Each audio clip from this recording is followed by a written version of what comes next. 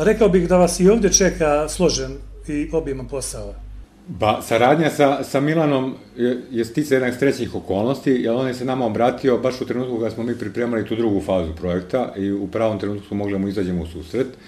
Ono što je nama bilo interesantno jeste da je on u prethodnom periodu na različite načine pokušavao da preko interneta pomaže deci sa smetnjama u razvoju koji imaju problema da savladaju govor, postavljajući razne priče, igrice u audiovizualnoj formi koja pomažu deci. Osim tog njegovog entuzijazma koji je pokazao, mi smo tu videli i komentare ljudi koji su koristili te njegove igrice, jer su oni prezadovoljni, a pored tih korisnika videli smo i komentare ljudi koji su stručni, logopeda nekih iz Užica, koji su vrlo zadovoljni načinom na koji se to radi i na rezultate koje on postiže. To je nas i motivisalo onda da na svaki način probamo da mu pomognemo, tako da smo ga uključili u ovaj naš projekat i obezbedili mu sredstva za jednu ozbiljniju produkciju svog tog materijala audiovizualnog koji on koristi i u okviru našeg sajta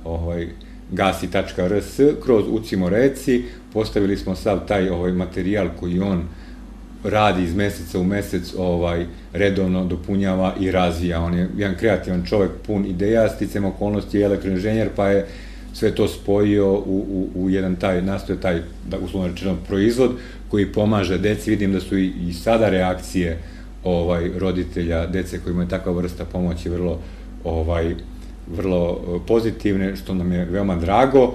Ono što je ciljna grupa u ovom slučaju nisu samo deca sa teritorije Požege ili Arilja, odakle je Milan, nego sva deca sa govornog područja srpsko-hrvatsko-bosanskog, kako se sad to zove, znači bivših prostora Jugoslavije, kao i imamo, čak se javljaju ljudi koji žive u inostranstvu, a naših su porekla odavde sa Balkana, tako da i oni koji ima potrebe za decu koriste te igrice, tako da je tu mogućnosti pomoći toj deci, znači nije teritorijalno uopšte ograničena, nego mogu koristiti sva deca kojima je to potrebno bilo gde da se nalaze, a samo imaju pristup internetu. Pretraženo čujemo šta o svemu kaže Milan Popović. Kao otac dečaka koji ima izvesne govorno-jezičke probleme, dosta puta sam imao priliku da se susrećem sa roditeljima i defektolozima, logopedima, tako da sam prilikom jednog boravka u Lipovici sa detetom gde smo boravili 15 dana imao priliku da vidim i decu sa cerebralnom paralizom i sa autizmom, disfazijama i raznim problemima. I onda sam razmišljao kako bi moglo da se pomogne toj deci. Pošto imam izvesno znanje što se tiče informacionih tehnologija, razmišljao sam kako bih mogao ja napraviti neki program koji bi toj deci pomogao da se lakše sporazumevaju. Znate, tu postoje i neverbalne dece i dece koje ne mogu. Gledao sam recimo na internetu u emisijama da u Americi recimo postoje programi računarski gde neverbalna deca prosto klikom na tabletu imaju program gde mogu zatražiti mleko, vodu, da ih neko odvede u toalet i tako dalje. Gledao sam recimo onaj program gde Stephen Hawking komunicira i onda sam dolazio na ideju da bih ja mogao nešto napraviti prvo kao pomoć mom detetu da nauči neke osnovne reči. On ima neke lakše probleme. Tada sam u stacionaru dobio par nekih edukativnih materijala i primetio sam da stvarno on pomoću tih edukativnih materijala na računaru najbrže uči, najbrže usvaja nove reči, ali trebalo mi je jedno izvesno vreme da smislim način na koji ću ja to uraditi, moj način. I tako da sam posle nekog vremena pronašao jedan program na internetu, besplatan, doduše, gde košta taj program možda nekih par stotina eura, ali imaju free verziju, besplatnu, koja mi pomaže da pravim te igrice.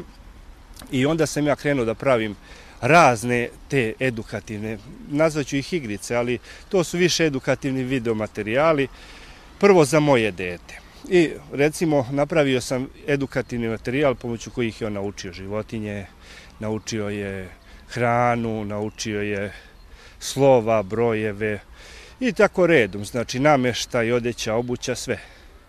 Znači, neverovatno brzinom je učio.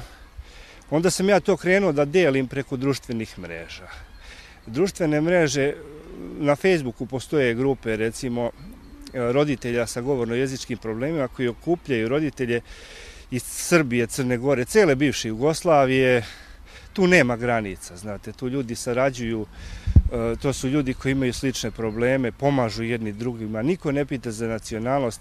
I onda ja sam krenuo to da delim putem društvenih mreža i onda sam primetio da veliki broj ljudi počinje to da koristi, ne sva deca, ali jedan broj dece koja mogu da drže pažnju na računaru su to super prihvatila i onda posle toga kreću da mi dolaze poruke, zahvalnosti, hvale me roditelji, traže moj kontakt da kontaktiraju, daju mi ideje, nove ideje, što je dosta važno. Pisali su mi raznih ideja. I logopedi i razni defektolozi su mi davali dosta ideja.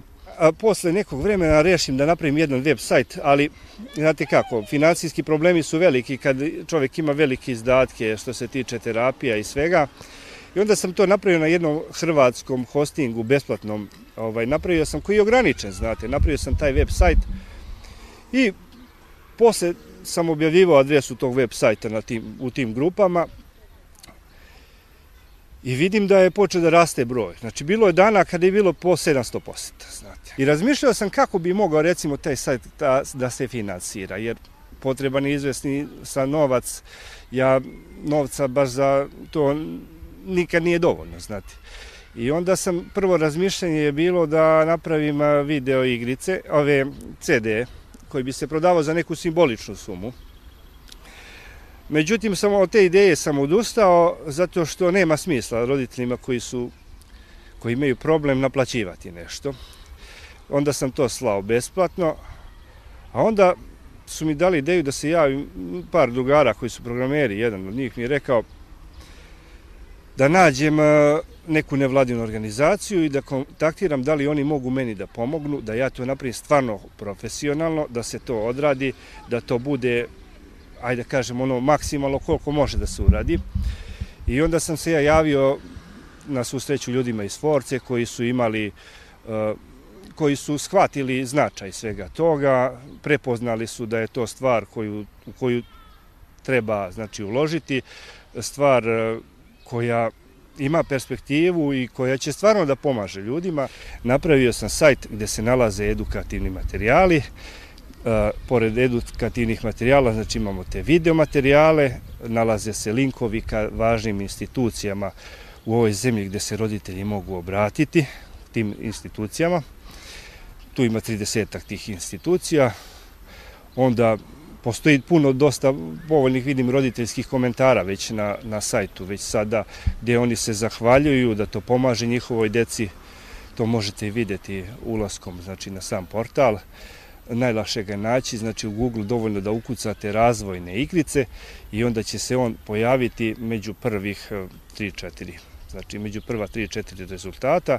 Adresa je www.gasi.rs/ucimo reci.